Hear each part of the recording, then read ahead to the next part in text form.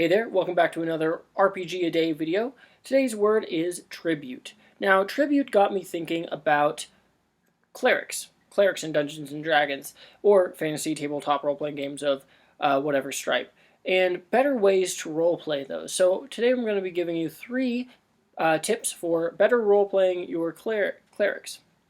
Alrighty, so tip number 1, that is pay tribute. Too many times a cleric doesn't care, or the player rather, of a cleric doesn't really care about their god, mainly there to be like a heal bot, which, I mean, that's the worst possible way you could play a cleric. You need to honor your deity and pay tribute to that deity. And I'm talking, when you get gold, pay a certain percentage of that to your church for that deity, or to just, like, I don't know, like if it's a god of the ocean, to throw it in the ocean or something like that, right? If it's a god of fire, to burn offerings.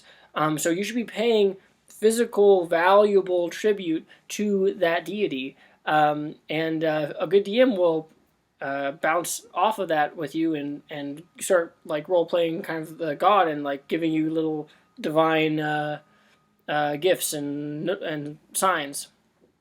Second tip is cast judgment. So just as you pay tribute to your god, you should also cast judgment from the point of view of your god. So if your god, if your values are XYZ, then you're going to cast judgment on anyone who exhibits ABC.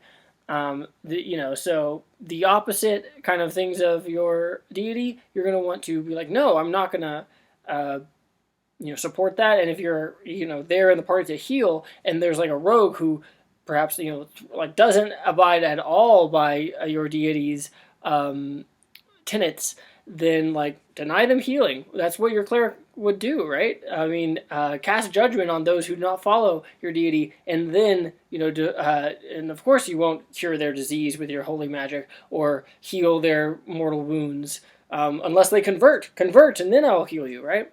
Cast judgment. And number 3 is view through their lens. So you want to view the world through the lens of your deity.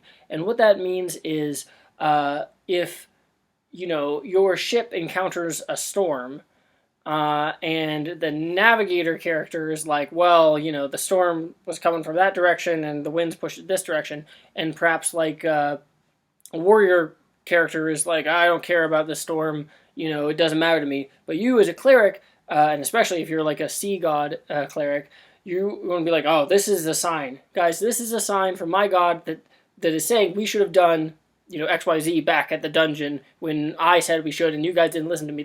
This is the god's retribution for us not following that, and this is why you should listen to me, the cleric. So, viewing all the world's events through the lens of your cleric's religion will really bring about the fact that you are indeed a acolyte of a deity, and that's where your magic comes from, and that's where your powers come from. I'm just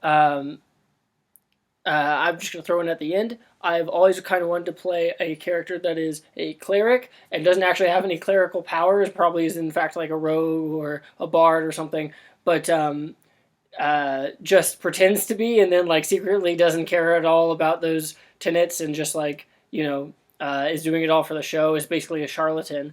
And then there could be an awesome ending or scene where like the actual god that this rogue has been claiming to be a cleric of smites them, and then suddenly maybe they convert, or maybe they're dead, I don't know, but just a little bonus thing there, a fun character idea to play. And as a recap, the 3 role-playing tips to roleplay better clerics in your D&D games: you need to pay tribute to them, you need to cast judgment from their perspective, and you need to view the world through their lens.